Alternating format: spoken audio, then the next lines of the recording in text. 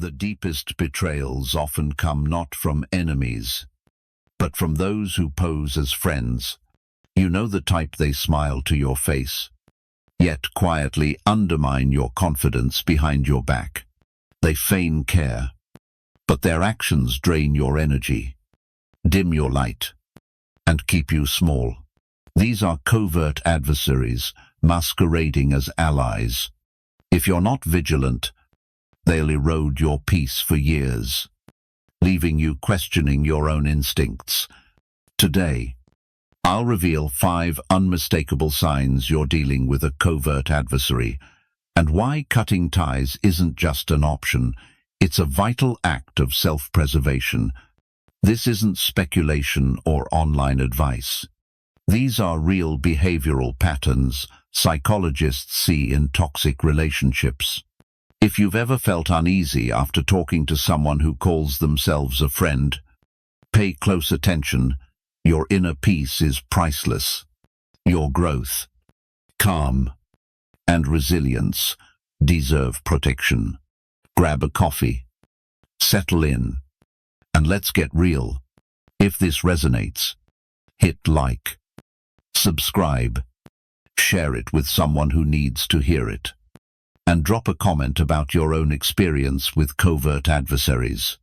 Together, we'll unmask these deceivers and build the authentic, resilient relationships you deserve. First, let's understand covert adversaries. The harshest truth: some of the cruelest betrayals come not from foes, but from those who claim to be friends. They don't show hostility openly, hiding it behind smiles, fake concern, and polished facades.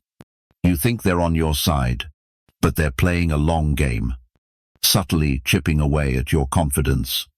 One day, you're second-guessing every decision, wondering if you're too sensitive or imagining things. That's no accident. It's the hallmark of a covert adversary who seems supportive but undermines you at critical moments. They're chameleons, reading the room and adjusting their behavior. Alone with you, they're encouraging, praising your ideas. But in public, that support vanishes, replaced by subtle jabs that make you look foolish or unprepared. You might share a private idea, and they call it brilliant. Yet in a group, they say, it's an option, but maybe not practical, planting doubt without accountability. This duplicity isn't random, it's a calculated move to keep you off balance. The more you doubt yourself, the less you suspect them. It's dangerous because each instance feels minor. A careless remark here, a half-hearted compliment there. When you confront them, they play innocent. That's not what I meant. Or, you're misreading it. This is emotional manipulation, making you question your own perception. Psychologists call it covert abuse, a subtle, persistent fog of confusion and doubt. Imagine you're leading a team project at work. You've spent weeks planning, rallying colleagues, and securing resources. In private, this friend praises your leadership and drive. But in meetings, they highlight flaws you never discussed, framing your work as rushed or inexperienced. They position themselves as the voice of reason while making you look reckless. You leave those meetings feeling diminished, embarrassed, and betrayed. This is the hallmark of a covert adversary. Their goal isn't to help you grow, but to slow you down, ensuring you're never a threat to them. Their approval is conditional, their criticism strategic. They crave the power imbalance when you rely on them to validate your choices. Frankly, this isn't just annoying, it's dangerous. Over time, you lose trust in yourself, handing your confidence to the least deserving person. The Stoic philosopher Epictetus nailed it. If someone can make you angry, Your mind is complicit. You're not responsible for their malice, but you control how you respond. Recognizing their game is your first step to freedom. You don't need to outplay or fight them on their terms. You just need to see through them and refuse to engage. The Stoic approach is about clarity and emotional distance. It's not about shutting out others, but refusing to let them define your worth. When someone acts differently in private versus public, don't make excuses for them. Accept the truth they reveal. Don't try to fix them. Set boundaries. Maybe you share less with them or reduce contact. In some cases, you cut them out entirely. That's not cruelty. It's preserving your dignity. You deserve friends who don't make you feel small or sow doubt for their gain. Real friends are consistent. Whether you're alone or in a crowd, they want you to succeed. Even if it doesn't benefit them, it's painful to realize a trusted friend is working against you. But that pain is necessary to clear space for honest, respectful connections. You can't control someone's choice to manipulate, but you can choose not to play their game. Cultivate your character, strengthen your mental clarity, and stand firm against their duplicity. Stoicism offers real strength here. It doesn't promise you'll avoid pain or betrayal, but it guarantees you can rise above without being broken. It reminds you that your self-worth is yours to uphold. Spot these signs early to reclaim your peace sooner. If this hits home, comment "Yes" below. Your voice matters, and I want to hear from you.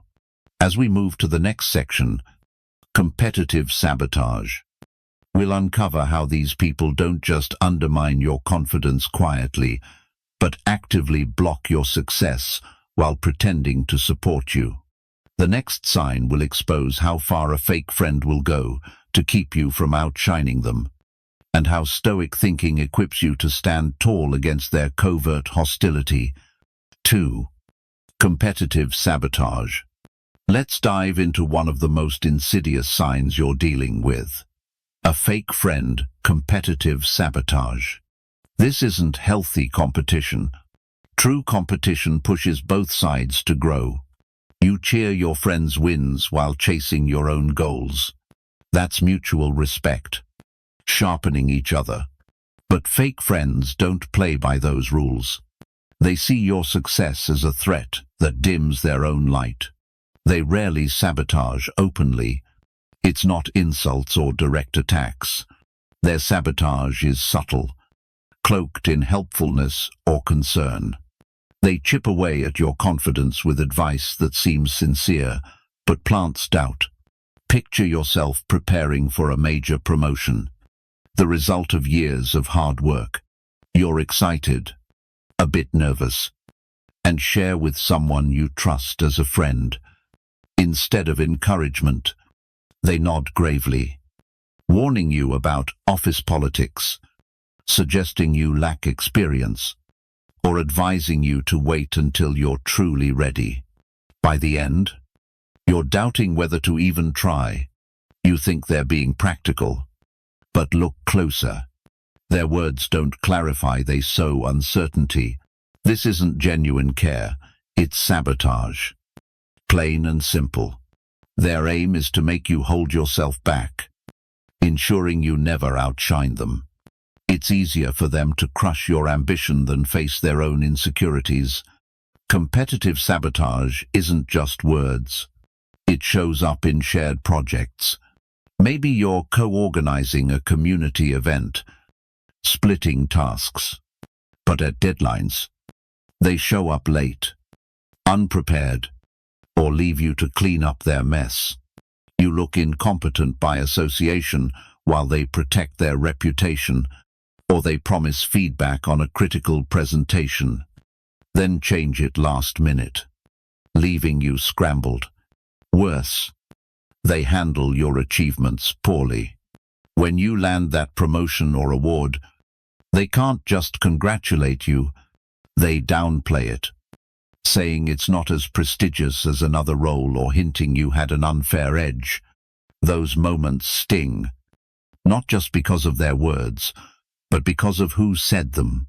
You trusted them. You expected support. The betrayal cuts deep. Worse, it's hard to prove. Each comment or mishap can be explained away, making you seem paranoid if you call it out.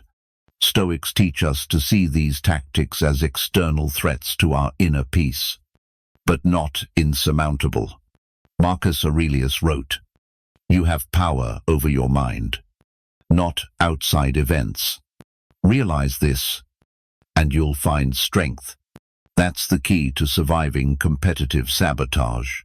You can't control someone feeling threatened by your success. You can't change their destructive competition, but you can control your response. First, recognize the pattern.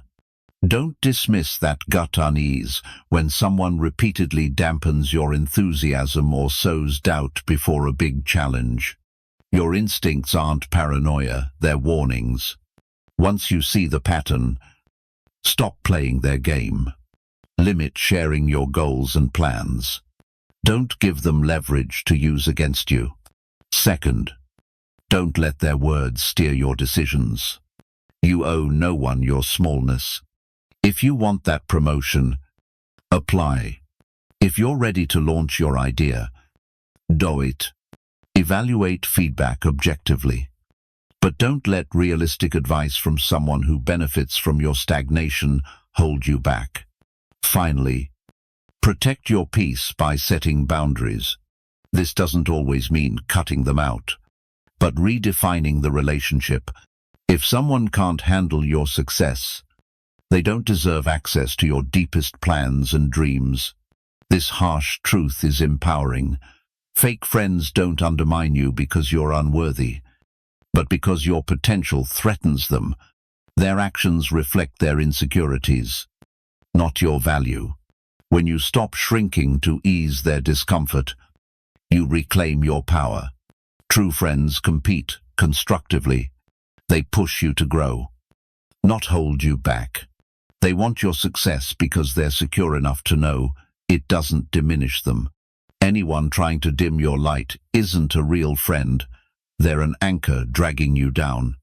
As we move to the next section, conditional support, we'll see how fake friends weaponize their help, tying it to invisible strings that drain your emotional energy and bind you to obligation.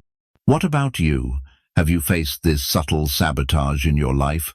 Drop a comment and share your story. Let's shine a light on these toxic patterns together and break free. 3. Conditional support. Real friendship is built on trust and steadfast support. It's not about keeping score, trading favors, or showing up only when it's convenient. But fake friends operate by different rules. Their support is never free. It's transactional, conditional, a currency to keep you indebted and off balance. This isn't friendship.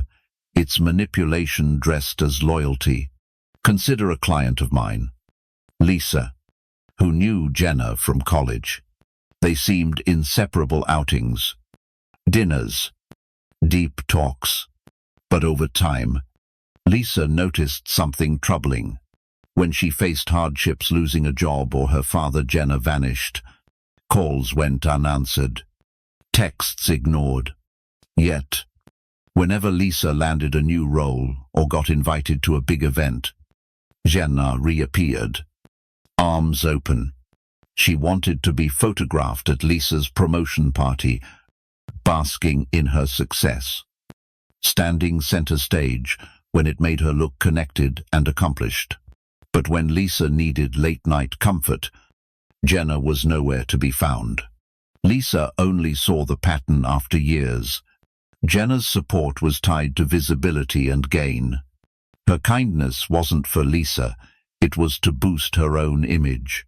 When Lisa set boundaries and asked why Jenna disappeared in tough times, Jenna played the victim. weaponizing past favors. She reminded Lisa of the time she helped plan her wedding or joined her on trips, implying Lisa owed her loyalty no matter what. That's the trap of conditional support. There are always strings attached. They track every favor, every help, every kind word, waiting to cash it in. You start questioning whether you can say no, given all they've done for you. They're quick to remind you when you step out of line. This toxic dynamic forces you to prioritize their needs, comfort, and approval over your own boundaries, just to keep the peace. You tell yourself you're being a good friend, but in reality, you're just avoiding their punishment, silent treatment, withdrawal, or passive-aggressive guilt trips. True friendship doesn't keep score. Healthy relationships have a natural give and take. Sometimes you need more. Sometimes they do. But trust balances it out over time. You don't need to prove your worth for them to show up. You don't have to earn their care by staying small, grateful, or dependent. What makes conditional support so damaging is its initial disguise as generosity. It feels warm until you see the cost. Over time, you're conditioned to expect inconsistency, doubting your right to ask for help unless you're ready to repay it fully. Stoics teach that inner peace must never be held hostage to others' fleeting whims. Marcus Aurelius wrote, "Each morning, consider the privilege of living, thinking, enjoying, and loving. That includes your right to give and receive love freely, without strings." When someone turns support into a bargaining chip, they violate your fundamental dignity. So, how do you handle it? First, spot the pattern. Don't excuse their absence as busyness or bad timing when it's a recurring cycle. If they vanish during your struggles but show up to bask in your wins, see it for what it is. Second, stop bargaining for their affection. You don't need to trade emotional labor for friendship. Their withdrawal is their choice, not your failure. Don't let them guilt you into prioritizing their comfort over your mental health. Third, set boundaries without apology. Limit what you share. You don't have to invite them into your life's biggest moments if they haven't earned that trust. You can still be civil, even kind, without letting them access the most vulnerable parts of your world. Most crucially, build a resilient mindset. As Stoicism teaches, when you no longer depend on external validation to feel worthy, their manipulative tactics lose power. You become your own support. You become the friend you seek, steadfast, loyal, generous, expecting nothing in return. Recognizing conditional support doesn't make you cold or cruel, it makes you honest. It frees you from years of unfair emotional servitude. It restores your right to seek help without debt, and to celebrate your wins without someone demanding center stage. If these insights resonate, comment yes below. Your voice matters. And I'd love to hear from you.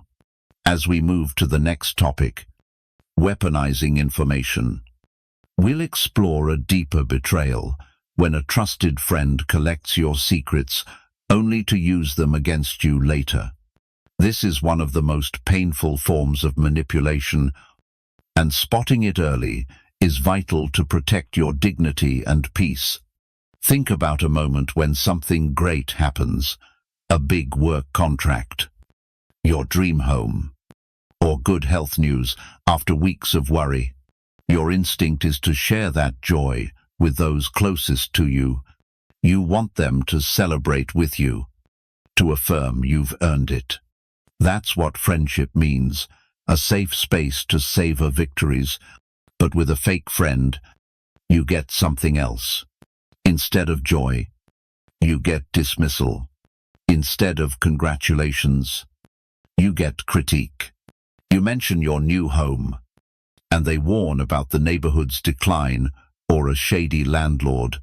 You share hitting your sales target, and they counter with a bigger win or remind you numbers aren't everything. This isn't accidental.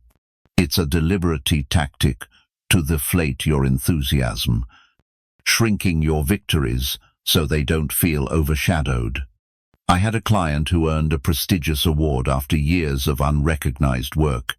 She was thrilled to tell her friend, but instead of praise, she got a forced smile and a comment that the award was mostly political, that others were overlooked.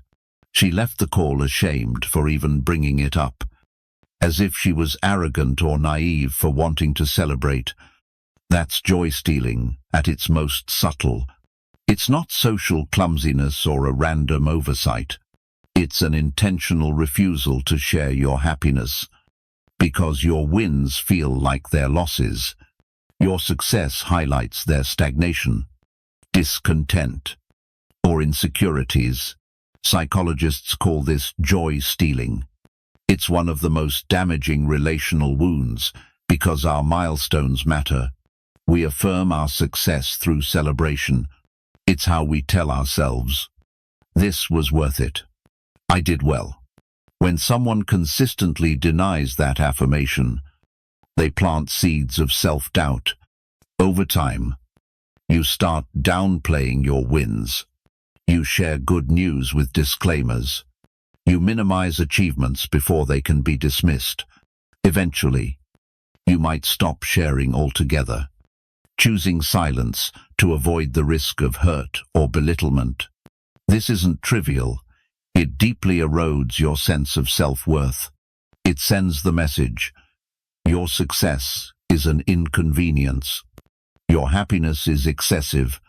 Your pride is arrogance. Worst of all, you're responsible for managing their emotions about your life. Stoics remind us that others' reactions are beyond our control, but our response is ours. Seneca said, "We suffer more in imagination than in reality." The pain in these moments isn't just their words, it's how we internalize them, letting them define our achievements' worth. Recognizing this pattern is the first step. You can't change their insecurities, but you can refuse to let them judge your joy. Stop sharing good news with those who don't honor it. Choose to share your victories with those who cheer wholeheartedly, who are genuinely proud of your growth, who don't see your success as a critique of their choices. If you must keep them in your life for work, family, or shared circles, manage the relationship with clear-eyed realism. Don't let them near your life's biggest moments. Don't make them your first call when something great happens. Don't give them the power to turn your joy into shame. Also, ask yourself the tough question. Have you ever struggled to celebrate others' wins? Have you felt envy that made you point out flaws in their plans or highlight risks?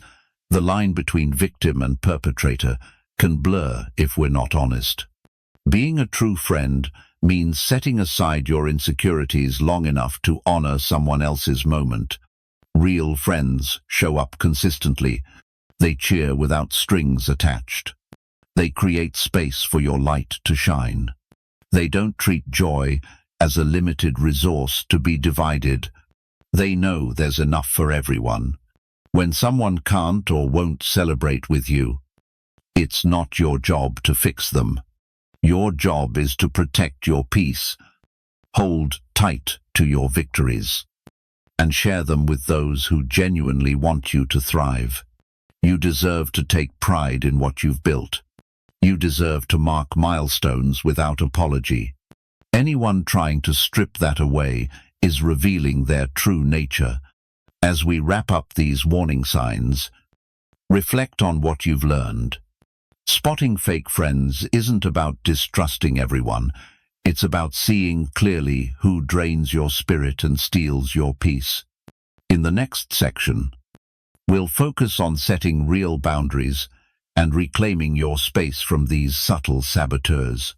If you've experienced this sabotage or struggled to celebrate your own wins because of someone's influence, share your thoughts below. Name the truth and help others find healthier, truer connections. If you're nodding, feeling that tightness in your chest as these signs hit home, know this: you're not overreacting. You're waking up. You're seeing the truth that's worn you down for too long. It takes courage to admit a trusted friend is undermining your peace. But that realization is a gift. You don't have to keep playing their game or trade civility for sanity. You can choose clarity over confusion, strength over compliance. Stoicism teaches us to focus only on what we control. You can control who enters your heart, mind, and inner circle. Starting today, draw that line. Say no to those who diminish your joy and worth. Say yes to guarding your energy for those who truly understand and celebrate you. That's not malice. It's self-respect. That's freedom. You deserve relationships that are safe, honest, and supportive. You deserve to share successes without shame. Ask for help without debt. And be yourself without fear of sabotage. Don't let anyone shrink you to soothe their insecurities. If this video clarified things, don't keep it to yourself. Like, subscribe for more insights on building strong, healthy relationships, and share it with someone who needs it. Comment below about which sign hit you hardest. Let's talk. Your journey to peaceful, authentic, resilient connections starts now, and your future self will thank you for every boundary you set today.